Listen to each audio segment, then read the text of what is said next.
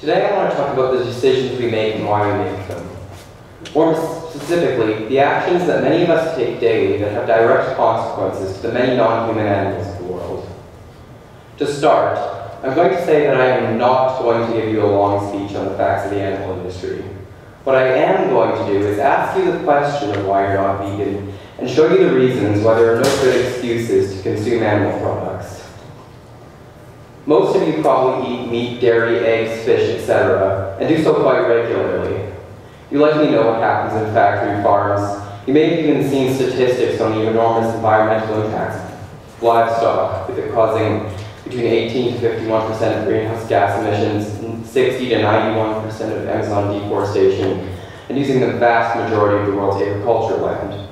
You've probably heard about studies of the health of vegans and other plant-based eaters, living 7 to 9 years longer with significantly reduced risk of heart disease, diabetes, cancer, etc. Despite this, however, 99% of people still use animal products in some way, and most of these people rarely, if ever, question their actions seriously. Today, I will be looking at why most people, probably including you, still use animal products, and try to make the case for there being no reasonable excuses for you to continue to use them. Like most people, when you see some sort of animal product when it is packaged and processed, you probably first think of it as food. Even if you have seen factory farm footage and remember it well, animals are probably not the first thing that come to mind when you see a carton of milk or a steak. You see food and nothing more. This disconnect we have between livestock and their products is something that we purposely push out of our minds to avoid facing what we know is true. You see, people know what's wrong with their choices. More than ever, in major part because of the internet, people have seen footage of animal abuse and realize in some way what's wrong. The problem is that most people don't think about it much and don't get an emotional reaction from it for very long. It's often because of the excuses we make to ourselves and others to justify our own actions, making ourselves feel better about them. There are many justifications people will make for their consumption of animal products. One very common thing people will say as an excuse to eat animal products, and the primary one that I will be focusing on today, is that what they are doing is fine because they are buying ethical animal products or that animal welfare laws protect animals enough that they could be considered ethical. People who buy these kind of products may have good intentions, but there are several major problems with these so-called ethical products. Firstly, putting the word cage-free or free-range on a carton of eggs means very little for the chickens who are in the farming process. Baby chickens who are born male are still killed hours after birth, just like in factory farms, and there's little difference between living in a tiny cage and a highly overcrowded barn. Also, the term free-range doesn't specify how long chickens are allowed outdoors or the quality of the environment they have outdoors. Furthermore, the term free-range has been known to be misused by companies because of the lack of solid regulation around it.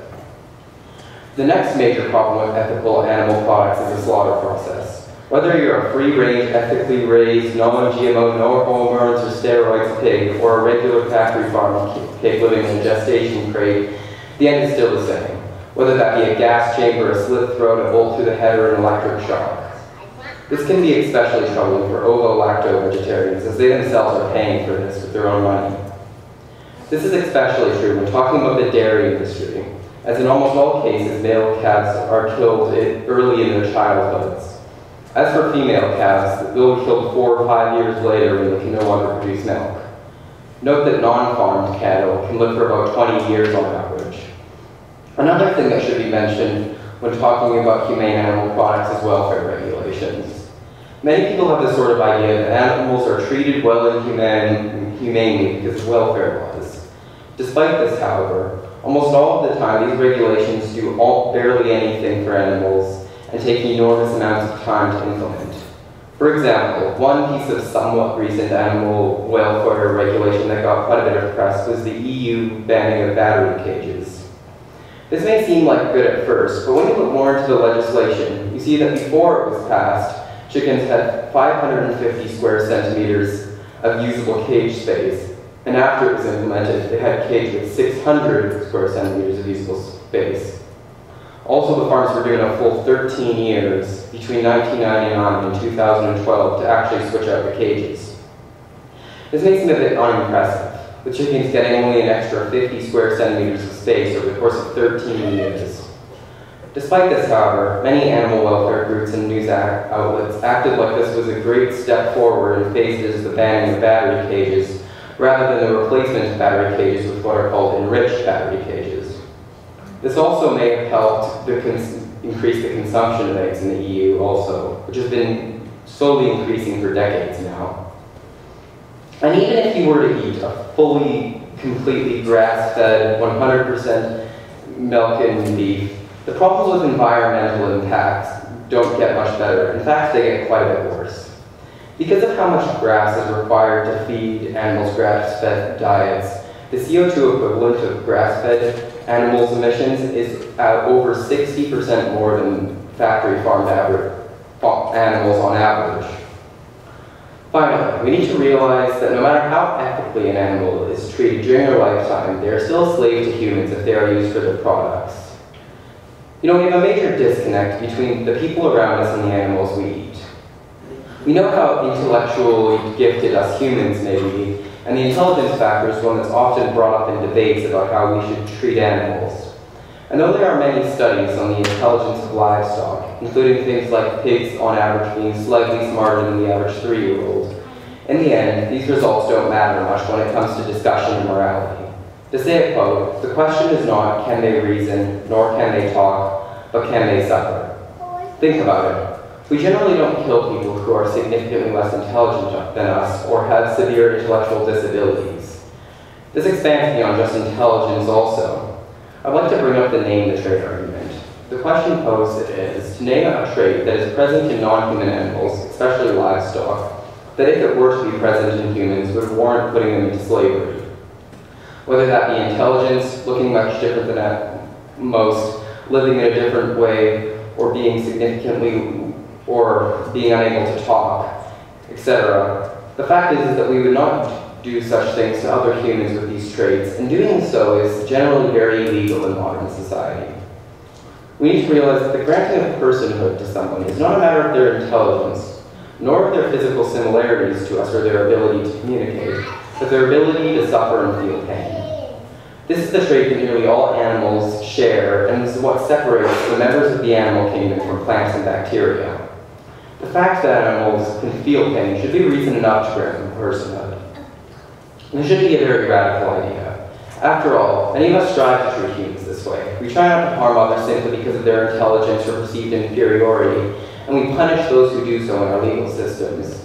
There's one thing you're going to remember about this talk, make it be that idea. So what's holding people back from veganism? The most obvious factors are societal addiction to animal products. We grow up eating them, they're everywhere we go, and they take up most of the food advertising we see. Simply the idea that there are a somewhat significant amount of people who don't eat animal products is something that doesn't cross the minds of most people as a concept until well into their childhood. And how often do you ask questions to yourselves, like why do we keep some animals and pets and others as inhuman objects? Probably not very often, and that is telling of our collective ignorance on the issue.